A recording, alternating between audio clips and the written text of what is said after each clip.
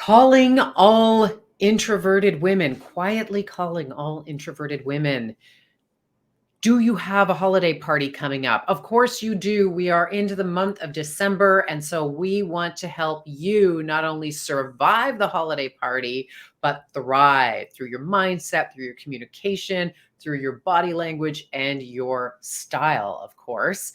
I want to introduce myself quickly. I am Alyssa Lansdell. I am a leadership coach and a broadcaster, and I am joined by the brilliant and talented Wesley Reece. I'll let you introduce yourself. Hi, Wesley.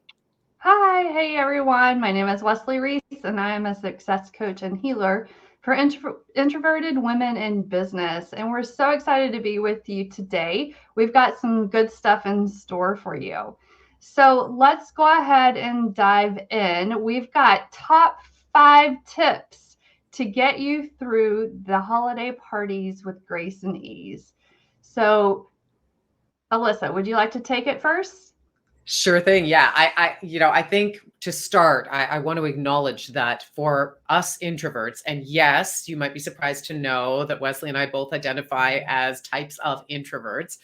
Small talk at parties, or just the idea of parties because of small talk, is it's kind of terrifying to us or just off-putting. So we want to help you avoid that anxiety going in. And we want to give you some control over this, because instead of thinking of this party just happening to you, this is going to happen to you.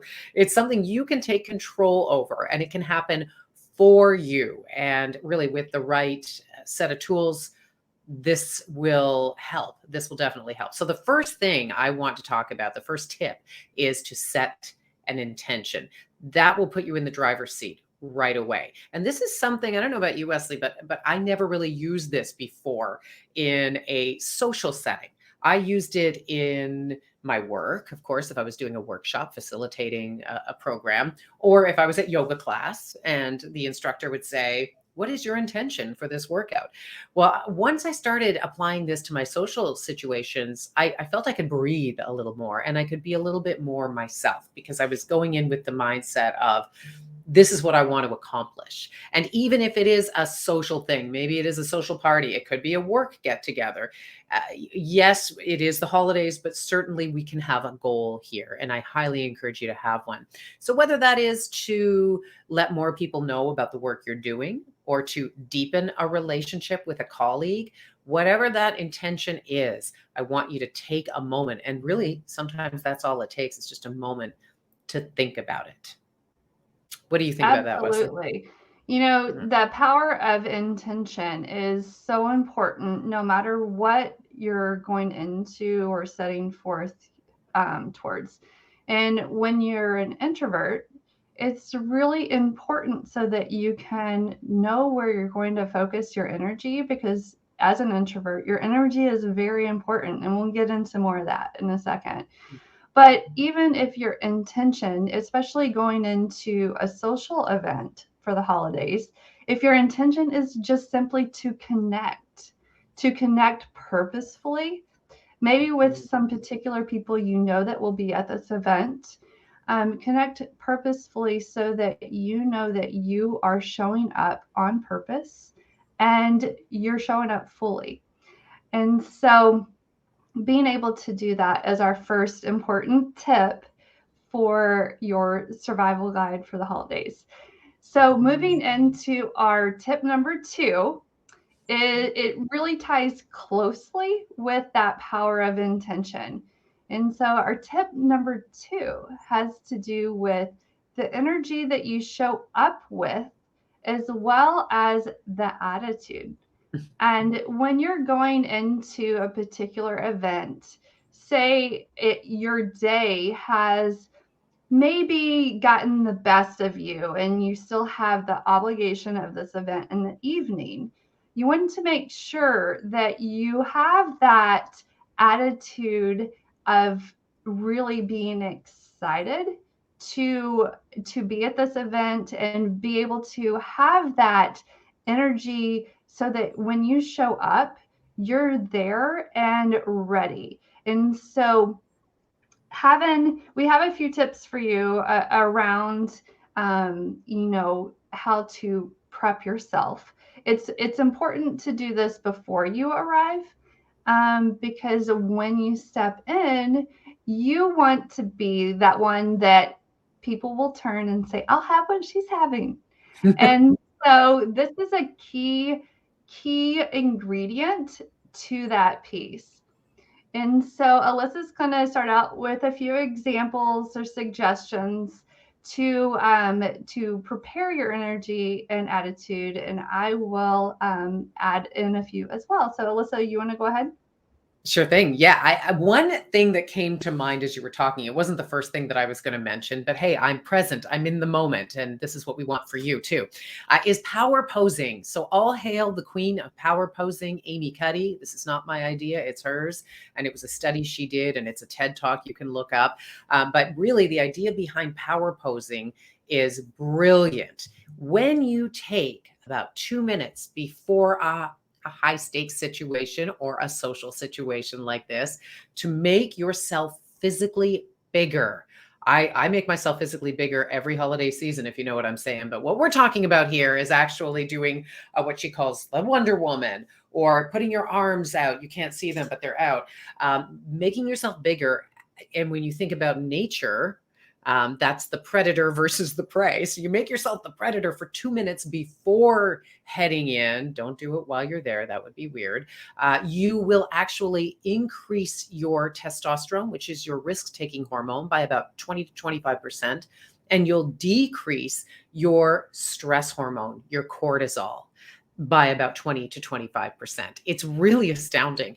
It feels amazing. And even if you're skeptical of that kind of thing, I always say to my clients, look, if it's the placebo effect, it works. And it has worked for me when I've gone into situations and I feel a little bit overcome by anxiety. I take 5 minutes, or 2 minutes in this case, and do Wonder Woman, which is hands on hips or fists on hips.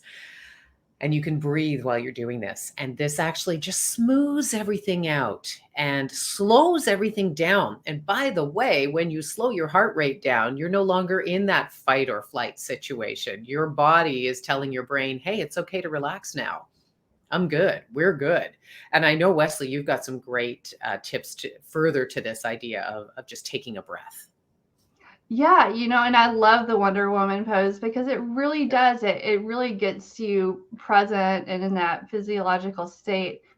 And so let's just say you had a full day, and your event that you're going to is in the evening, and you really need to just take that step back. So whether it's 5 minutes, 10 minutes as you're getting ready, to just really center yourself. And so to do some deep breathing is, some people refer to or use the 4 square breathing, so that you can really just get present and get into your body and have that moment of quiet. I like to get quiet. I know some people like to maybe listen to soothing music or something that just really helps them, get back to themselves. Another suggestion, if you don't have time to really take that step back, like say you're getting ready before you leave the house, if you're on your way to the event, one trick that I myself love and use it quite often as well as my clients is, when you're creating a habit, one thing you need to have is a trigger. And so when you're in the car and you're at a stoplight, it's a great reminder to take 30 to 60 seconds and just breathe. Just breathe. That's all. And it will help you really get back to that ease and that presence for yourself before you walk into the event. Yeah, and I love that because that gives you the first of all, I seem to get every red light when I'm going somewhere. So that would give me lots of chances to breathe. But while you're doing that, it's a fabulous opportunity to remind yourself of that intention. And I love what you said about it could just be to make a connection, to connect with somebody, right? So imagine that and imagine the feeling you're going to get when you do that as you are breathing. And so, yeah, there's no excuse for those of us who are busy we can do this, right? We can take just 30, 60 seconds. You can do this and should do it if you're driving with eyes wide open. And just helps you feel more in control. At least that's how I feel. So that's great. Also, like, I want to make sure that we don't forget to talk about the attitude piece. Oh, yes. um, Please tell me so, about the because attitude. the attitude piece really, no matter what happened in your day when you're walking into the event, um, people can see it. It's that first impression vibe that you put off. Even if you don't say it, people can pick up on it. And so being able to reset yourself, reset your attitude for going into this event, because if you feel dreadful going into this event, that's definitely not the presence that you want to put out there. And so just take a second in your car, if that's where you find yourself outside of the event, just take a second and remind yourself, what is your intention for this event? So that it can shift that attitude maybe away from what happened earlier in the day and be able to allow yourself to reset in that moment before you walk in. Yeah. So let's go ahead and take them into tip 3, Alyssa. Oh, and I wanted to say we're going to go deeper into all of these on our free masterclass that we have going next Wednesday, December 7th at 12 noon. And you'll have to register for that in order to grab your seat and get the information of where we'll be, so that you can really go deeper into all of this with us. It is going to be live with us, and we would be excited for you to join us. So, as we go into tip 3, I think this is a really important one for introverts, especially. I struggled with this one a very long time until I was able to really put that line in the sand and be able to figure out how to have this work for me. And it is the art of the authentic conversation. So, Melissa, go ahead and start us off in this. Yeah, I first want to add that, yeah, we're starting you today with how to get ready for a party. A lot of these tips will help you in the workspace, at work, with clients, inward facing, outward facing. So that's where we're going to dig a little bit deeper in our masterclass. Meantime, as you go in, yeah, you want to avoid the small talk. That's fabulous, but we have to know what to replace it with. We don't want to stay surface, do we? We don't have to tell everybody our deepest secrets. We don't have to talk about politics. You really shouldn't.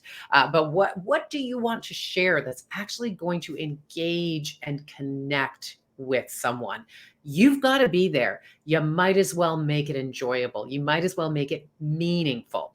And so I am a big fan of digging deep into your values, your convictions. I believe this forms the basis, or should form the basis of every great message at work, at home, with friends, with colleagues, with acquaintances. Instead of talking about the weather, how about we talk about something that matters to us? We can bond over that. You can share it in the form of a story if you find yourself a great storyteller. If not, Wesley, let's make a mental note to do a future masterclass about storytelling. Meantime, it really doesn't have to be that complicated. It can be a really well formed question. I think you have a little more to say on that, Wesley. For me, I like to use the double click technique if I'm particularly overwhelmed by a bunch of people I don't necessarily know. What's the double click? It's simply zooming in, honing in on something that person has said. So you can launch into a conversation or jump into a conversation already in progress. And let's say they're talking about, oh, yeah, well, we're going on a vacation next month. You can say, a vacation? Really? And what does that do? That allows that person to go a little bit deeper and into more detail about that vacation, and on it goes. You can say, we're going to the Bahamas. The Bahamas, that's interesting. Now, the key to this is you have to really find the double clicks that are of interest, of genuine interest to you. And what's really interesting to me about this technique is people find you fascinating when you use the double click technique. So for introverts who are afraid to share a whole lot or tentative at first, this is a great way to break the ice. ask, double click on something and let them expand further. People love to be asked about themselves. People find you fascinating when you ask them about themselves, and it takes the heat off you as well. Absolutely. The thing that we love to talk about naturally is ourselves. And when somebody asks us about ourselves, we're going to like them even more. And so be that person that authentically asks to really get to know someone and connect with them. And I love what Alyssa shared as far as, talk about what's important to you. What do you value? What do you believe? And connect on a deeper level, because that's where relationships really form. And so when we're talking about the art of authentic conversation, there's a couple of things I wanted to share, but I wanted to give you the idea of as if you're having a tennis match and you're lobbing the ball across the net in your conversation. And the more that you are equipped with questions, say in your back pocket, that you can pull out, the more at ease and prepared that you're going to feel in that conversation. And so you can have questions that are just natural. For example, you're at a holiday party hosted by a mutual friend. You can say, "So, how do you know the host?" And start in with that conversation. Another example would be, what's keeping you busy these days, and really asking them to understand, what's going on in their life. If your intent is to share about your business, now being able to understand a little bit more about them so that you can position, the how you articulate who you serve and how you serve in a way that's purposeful, that really lands for them. So those are a couple of examples, and we're going to again get deeper into this in our masterclass next week. But we're going to go ahead and share tip number 4 with you. And Alyssa is an expert in this area, and I can't wait for her to share, because with her being a communications expert, being a former broadcaster, she's got so much valuable knowledge in this area of body language. So, Alyssa, what do you have to share with us? Thanks, Wesley. Yeah, it's a fascination of mine. I love to decode body language. I also realize that sometimes the body language we give off is not necessarily what's really going on. For instance, the crossed arms, the closed body language. We often do this when we're shy or nervous. It's an introvert's go-to, isn't it? Just to kind of like, I'm blocking myself or I'm protecting myself. So we're protecting ourselves, but actually what does the other person see? And when it comes to body language, here's something to always keep in mind. Your reality isn't as important as their perception. So the reality might be I'm cold, or I'm just nervous. I like these people, but I'm nervous. That doesn't matter as much as what they are perceiving. And they are perceiving from your nonverbals from the moment you walk in the room. So Wesley, earlier you talked about that person who comes into the room, and all eyes go to that person. We say that person has great presence. Great. I want you to look at that person next time and say, what are they doing that's so compelling? Well, I guarantee you they have open body language and they're taking up the right amount of space. In other words, they're not folding in on themselves. This is what the prey does in nature, right? We cross everything that can be crossed. And females generally take up less space than is ideal. I'm going to say males take up more space, like take up several seats. This is, again, speaking in generalizations, but what we want to do is have open body language. And that's not just here with the hands being open. It's also, you want to plant your feet sort of hip width apart or slightly less than hip width apart so that you are grounded and you're not shifting your weight or kind of rocking back and forth, because this is self-soothing, right? We can grab onto a chair or something or cross our legs and kind of do this back and forth like we're rocking a baby. In fact, we are soothing ourselves. So keep that in mind. You don't want to be too self-conscious, but you want to be open. Also, one more tip. Make sure you know where your feet are planted and pointing. And what I mean is this, we can actually give away subconsciously the fact that we want to leave. So you'll notice some people, especially introverts, feet are pointed towards the door. You're in a conversation with them, the door is over here and their feet are pointed over there. Make sure your feet are pointed towards that person you are speaking to. Give them your full present self.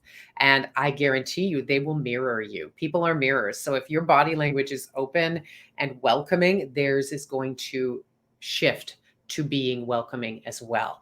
And if you see someone's feet pointed away at some point, it might be your cue to wrap it up and move to another person. And when we do a bigger, deeper dive at some point, we can talk about ways to kind of extract yourself from a conversation and move on to the next. But hopefully those tips will help you feel more confident, because what we do with our bodies, as we learned with power posing, can actually affect how we're thinking and how we're approaching a situation. So even if you're not so sure and you're nervous, that's okay. Acknowledge, well, what about that? I'm nervous. That means I must care about this opportunity. And then fake it till you make it with the body language.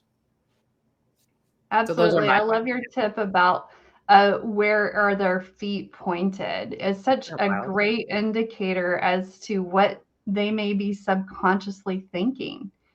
Mm-hmm. And it allows you to be in that moment and to acknowledge, oh, maybe they are, maybe they do want to wrap up this conversation and on to the next, so that it doesn't get to that awkward stage. Right. So, Right. tip 5, what we have for you today has to do with your style presence. Your style presence is very important. In our family, we say if you look good, you feel good. When you feel good, you do good. And it doesn't matter if it's my husband and I and the work that we do, or if it's my kids that are, getting ready for a baseball game or a volleyball game. When you look good, you feel good. And that feeling is what's important, because that's what you're going to radiate. And so when you're looking at your style presence, it's really important. I styled women for almost 18 years. And I, hands down, the biggest response I ever got was, I don't know my style, or I don't know what looks good on me, or I don't know what I should wear to this event. And so I just want to let you know that everyone's got their own unique style, and it's an extension of your personality, and it is a form of art. And here's the thing, is that whatever you wear, you want to be comfortable and stylish. And when you're going to events, you want to know that you are dressing for the occasion. You never want to be underdressed. Also, when you're looking at going to a particular event, you going back to the being comfortable and stylish, is the comfort piece is really important. And it's also very possible that you can look very put together and still be comfortable. And what I mean by this is, wear things that, yes, you feel good in, but also that fit. Because when they fit, and it doesn't matter the size. I had so many women that were concerned with the number on their tag inside their clothes, and nobody else knows. Nope. Nobody else knows. So if you don't like it, just tear it out. The thing is that you want it to fit. You don't want it to be too tight, and you don't want it to be too big. And another thing is, you want to dress for your body type, because whether it is, there's so many different body types, but accentuate the part of your body that you feel good about. Again, it goes back to how you feel. Mhm. And so this will help you be more present. And it will also help you with your body language in looking more confident and more approachable, no matter who you are around. And it will establish more of a connection because you will be more present. And we are going to dive into this more. So I want to plug our free masterclass again for next week because I believe we're only scratching the surface here. And so our masterclass next week is for introverted women in business. And it's to really go from being the best kept secret to being boldly visible in a courageous and authentic way. And so our master class is going to be live, and you have to grab your seat. We're going to leave a link here for you to register. But I want you to know it's really helping you get past those things that are getting in your way from putting yourself out there. And sometimes they're these things that we're not even really aware of on a conscious level, um, and they're getting in our way from fully showing up and being present and being that authentic version of ourselves and maximizing the opportunity that is in front of us. And so, Alyssa, would you like to leave our viewers with any last words? I would say that it really is all about authenticity and removing, as you said, we're removing the blocks. So what I want to tell everyone is that as an introvert, we are not trying to make you into somebody you're not. Our goal, both of us, I know we do different things and our work overlaps nicely, Wesley, but for both of us, I can speak, I think, when I say we're trying to remove what doesn't serve you. So you'd be surprised at what kind of rock star is under there when you uncover and you remove the blocks. We are not trying to make you the most extroverted person. I think introverts are amazing and you have such a fabulous set of skills. We're trying to reveal that. So if you join us, we'll be able to help uncover that. It's been there all along. We're just going to help you find it. Absolutely. So thank you for being with us today. If you have any questions, drop a comment below. We would love to hear from you. And be sure to click on the link to grab your seat for the masterclass next Wednesday, December the 7th at 12 noon Eastern Time. So thanks again for being here. We will see you next time. Take care. Bye. Bye.